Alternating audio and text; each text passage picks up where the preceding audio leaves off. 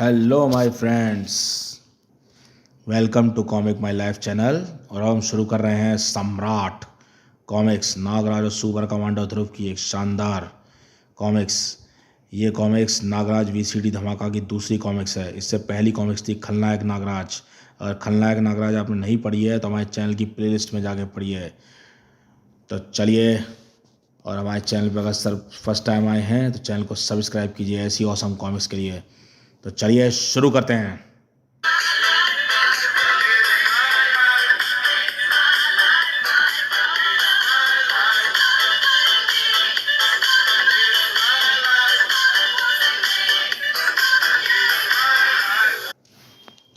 सम्राट Nagraj super commando ध्रुव। ये देख सकते हैं कवर पृष्ठ।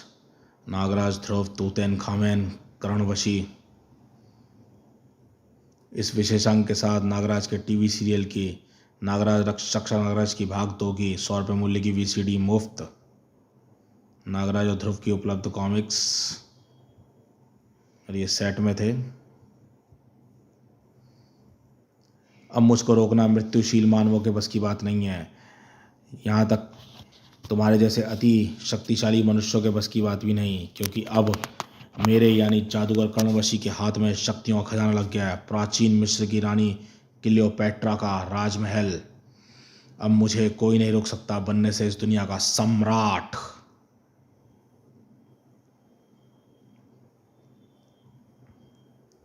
मिस्र के रहस्यमयी पिरामिडों के भूल भुलैया में हम सही रास्ते पर जा रहे हैं ना कर्णवशी? चिंता मत करो, बड़ी मुश्किल से मैंने प्राचीन नक्शा हासिल किया है। मेरा वादा है कि तुमको भूख मिटाने के लिए ढेरों सारे सर्प मिलेंगे।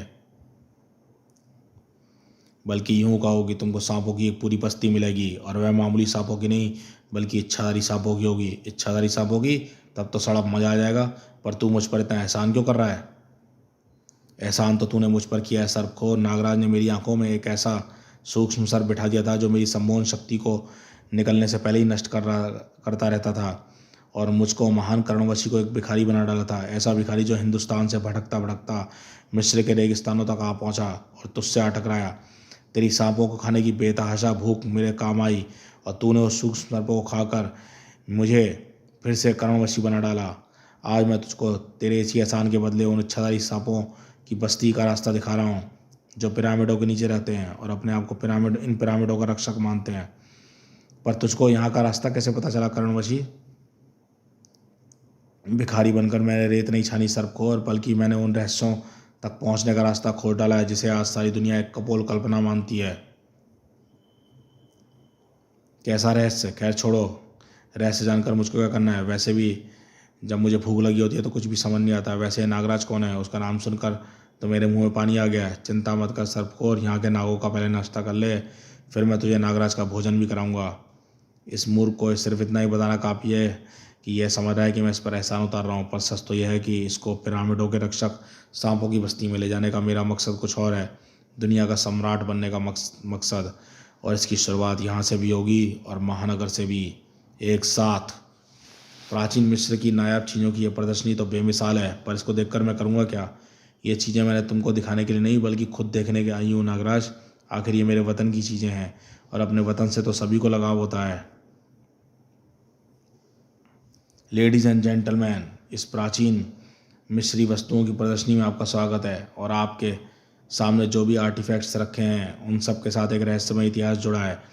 और लेकिन अब जो मैं आपको दिखाने जा रहा हूँ उसके साथ इतिहास तो जुड़ा ही है, पर साथ में जुड़ी है कई किंवदंतियाँ, यानी कहीं सुनी बातें। और ये नायाब आर्टिफैक्ट हैं मिस्र की सबसे प्राचीन मशहूर शासिका अतीव सुंदरी क्लियोपेट्रा के इस महल की एकमात्र तस्वीर, जिसको रानी क्लियोपेट्रा ने अपने पति रोम के सम्राट जूलियस सीजर के लिए बनवाया था।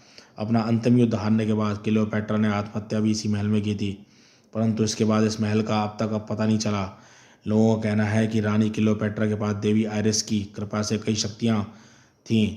लोगों को उसके अपना ही शासक मान लेती थी, हर चीज़ उस पर उसकी हुकूमत चलती थी। क्लियोपेट्रा की यह शक्ति उसके राजदंड के कारण थी जो अब तक उसके महल में ही रखा है, पर अंत में उसकी निरंकुशता के कारण देवी आयरिस उससे रुष्ट हो गई और क्लियोपेट्रा की शक्तियाँ होते हुए भी उनका प्रयोग नहीं कर पाई।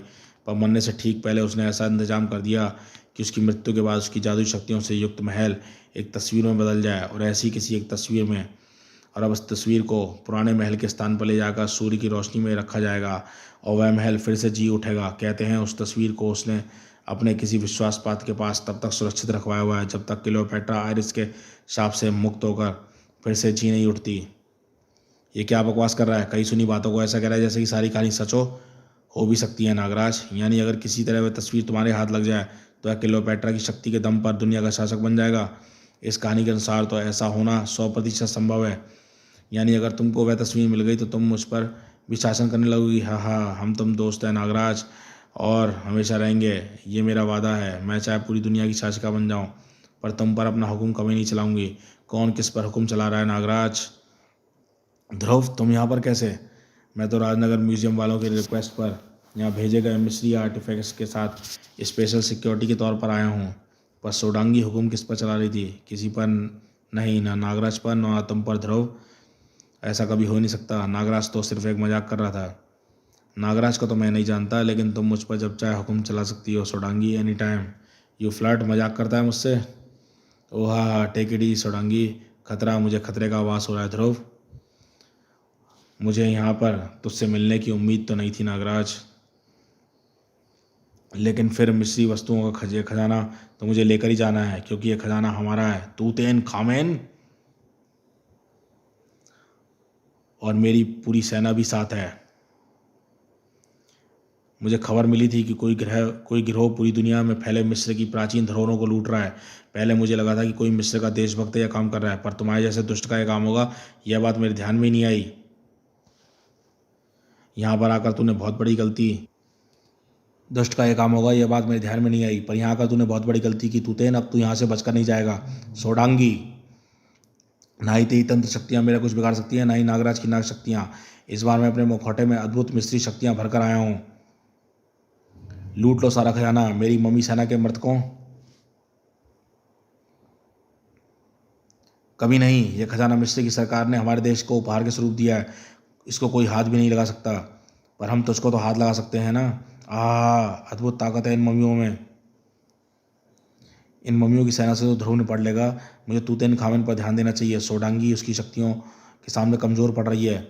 वैसे भी तूतेन खामन के हारते ही इसकी मम्मी सेना भी हार मान लेगी।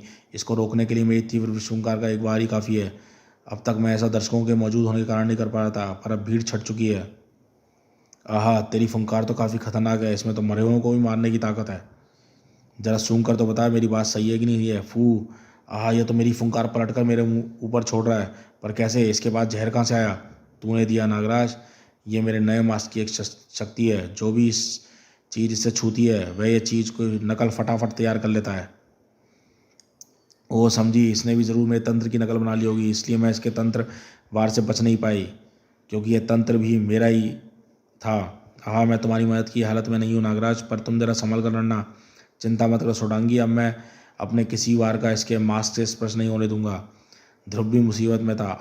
अभी तो एक मम्मी से निपटना मुश्किल हो रहा है, आखिर इस सारे मम्मी सैनिकों से या आर्टिफिकेट्स ले आने से कैसे रोक पाऊंगा? कोई रास्ता तो होगा इनसे बचने का। स्टार ब्लेड्स इनका शायद असर ना कर पाएँ। मुझे कोई बड़ी धारदार चीज़ चाहिए। मिल गई मुझे वह चीज़। खचाक, ये कांच का टुकड़ा। लेकिन ध्रुव का ये दांव ज़्यादा देर तक काम नहीं आया। दूसरे मम्मी सैनिक के वार ने कांच के धारदार टुकड़े को चूर चूर कर दिया, लेकिन इस दौरान मम्मी सैनिक ने अपना हाथ फिर से पट्टियों की मदद से जोड़ लिया है। यानी ये पट्टियाँ इनके कवच भी हैं और इनकी मुख्य शक्तियाँ भी। यानी कि एक बार अगर ये पट्टियाँ इनके शरीर से अलग हो जाएँ तो इनका शरीर को सुरक्षित रखने वाला कवच खत्म हो जाएगा। स्केट्स पर ध्रुव का शरीर तेजी से मम्मी के सैनिक का कई चक्कर काट गया, और अब मेरे वार इस पर असरकारी साबित होंगे। ताक। लेकिन एक मम्मी सैनिक की पट्टी उतारना तो आसान काम था, सब सैनिकों पर एक ही ट्रिक काम नहीं आएगी। नागराज तूतेन खामन से बढ़ा हुआ था। तेरी इन सदियों पुरानी सड़ी गड़ी पट्टियों को मेरे ध्वसक सर राख में बदल देंगे। सिर्फ यहाँ पर तेरा अदृश्य शरीर रह जाएगा, और इस रूप में तू यहाँ से कोई भी चीज़ उठाकर नहीं ले जा पाएगा, ना ही वार कर पाएगा। सही कहा, यह आग मुझे नुकसान ज़रूर पहुँचा पाती अगर तूतेन खामन रेत के सागर के रेगिस्तान में पैदा ना हुआ होता। तूतेन रेत का एक टीला उगल सकता है, और इस आग को बुझाने के लिए तो बाल्टी भर रेत ही काफ़ी है। लेकिन तेरे धुसक सर्पों की आग ने तो मेरे मांस का स्पर्श कर लिया है, और अब मैं भी वैसी तेज ऊष्मा वाली आग पैदा कर सकता हूँ। अब बता, तू अपने शरीर पर लगी आग को कैसे बुझाएगा? आहा, यह तो मेरे हर बार को पलट कर मुझ पर ही कर रहा है। मेरी धुसक सर्पों की ज्वाला मुझे ही भस्म करने में ज़्यादा समय नहीं लेगी। मुझे तीव्र विश्वंकार की मदद से इस अग्नि को बुझाना होगा। अरे ये क्या, ये आग बुझते ही तूतेन खामन फिर से मुझ पर ज्वालाएं छोड़ रहा है। शीतनाग कुमार! आदेश मिलते ही शीतनाग ने नागराज के सुलगते शरीर को बर्फीली चादर से ढककर ठंडा कर दिया। लेकिन नुकसान तो हो ही चुका था। नागराज का शरीर बुरी तरह से झुलस चुका था।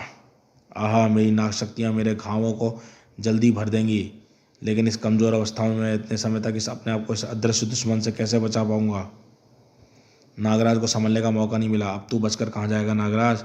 तुझको मेरे मांस का स्पर्श करना ही पड़ेगा, ताकि मैं तेरी सारी शक्तियों को हासिल करके सकूं और उसका प्रतिरूप बनाकर। आहा, इसकी पट्टियों के पाशों से मुझे बुरी तरह से जकड़ लिया है, और अब ये पट्टियाँ अमानवीय शक्ति के साथ मुझे अपनी तरफ खींच रही हैं। इस कमज़ोर हालत में मैं इसका प्रतिरोध नहीं कर पा रहा हूँ। ध्रुव ने फिलहाल नागराज की कमज़ोरी बनी हुई पट्टियों को ही अपनी ताकत बना लिया था। अगर ये पट्टियाँ इन मम्मी सैनिकों को मेरे वारों से सुरक्षित कर सकती हैं, तब मुझे भी इनके वारों से सुरक्षित करेंगी। ये चमत्कारी पट्टियाँ पहले सैनिकों का हाथ काटा था, तो हाथ के साथ एक कटी हुई पट्टी फिर से जुड़ गई थी। इस मम्मी सैनिक के से खोली गई पट्टी को अपने हाथ पर लपेट लेता हूँ। वह इन पट्टियों को लपेटने के बाद अपने हाथ में एक अद्भुत शक्ति महसूस कर रहा हूँ। अब मेरे वार में ताकत है जो इन सड़े गले शरीरों को चूर कर सकें। कड़ाक! लेकिन इसने भी इनको ख़त्म नहीं किया जा सकता, सिर्फ रोका जा सकता है, क्योंकि इनके शरीर तो टूट कर फिर से जुड़ जाएंगे। अरे ये सभी मम्मी सैनिक एकाएक रुककर उधर क्या देख रहे हैं? उधर सिर्फ एक तस्वीर है, क्लियोपैट्रा के महल की तस्वीर। अरे एकाएक इनकी दिलचस्पी बाकी प्राचीन चीज़ों को ख़त्म करके क्लियोपैट्रा के महल की तस्वीर की तरफ क्यों मुड़ गई? ये उस तस्वीर को उठाना चाहते हैं। आखिर ऐसा क्या है इस तस्वीर में? खैर, यह तो तभी पता चल पाएगा जब मैं इनको तस्वीर ले जाने से रोक पाऊंगा। नागराज भी अद्भुत शक्तियों से युक्त मुर्दों से निपटने की भरपूर कोशिश कर रहा था। ये मुझे मांस से स्पर्श करने की कोशिश कर रहा है। मुझे इसके मांस को शरीर से हटाना होगा। मैं अपने किसी भी वार से इसको मांस को स्पर्श नहीं कर सकता, लेकिन इसने अनजाने में मुझे एक ऐसी चीज़ थमा दी है जिससे मैं इसके मांस को हटा सकता हूँ, और वह चीज़ इसकी पट्टियाँ। नागराज का शरीर हवा में कलाबाजी खाने लगा, और तूतेन खामेन की पट्टियाँ उसके शरीर से रगड़ खाने लगीं, और ऐसी एक पट्टी की रगड़ के झटके में तूतेन खामेन ने मांस को उतार फेंका।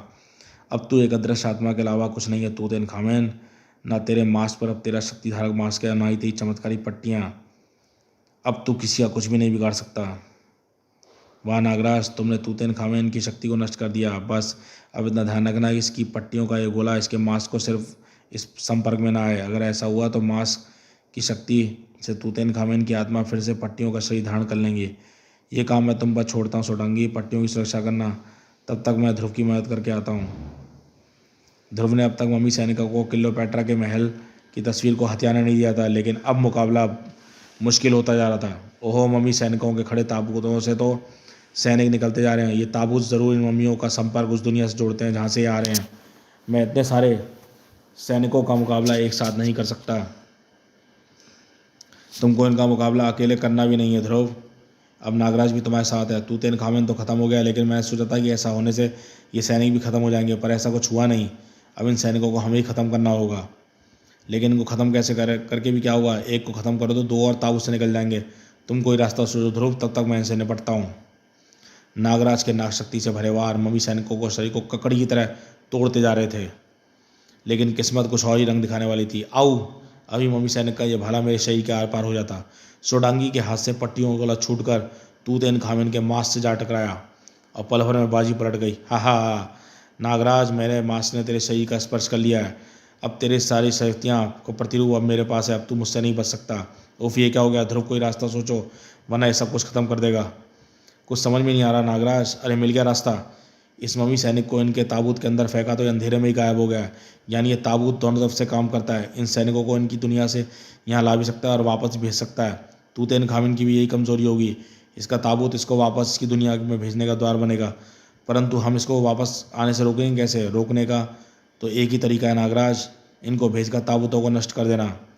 अब ऐसा नहीं हो सकता नागराज। पहले मैं सिर्फ अपनी शक्तियों के बल पर तुझसे लड़ रहा था, लेकिन अब मेरे पास तुम्हारी नाग शक्तियाँ भी हैं। अब मुझको कोई ना कोई रोक सकता है, ना ही मुझसे बच सकता है।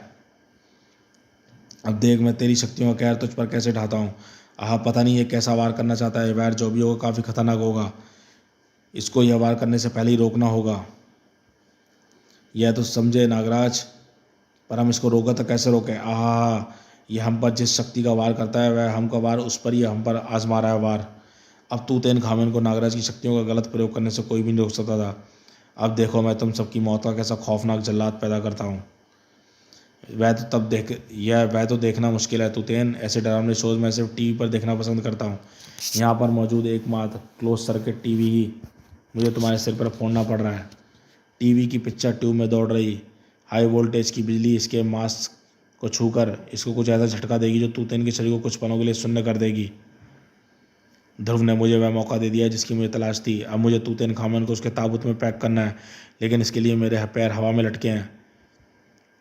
अब मैं पैर कहीं टिके हैं तो मैं इसको ताबूत तक पहुंचा सकता हूं, पर पैर टिकाऊं कहाँ। ठीक है, अगर मैं पैर ज़मीन पर या दीवार पर नहीं टिका सकता तो छत पर टिका दूंगा। नागराज का शरीर हवा में ही मुड़ा और उसके पैर छत पर आ टिके। अब नागराज को सहारा मिल गया था जिसकी मदद से वह तूतेन खामन को वापस उसके ताबूत तक पहुंचा सकता था।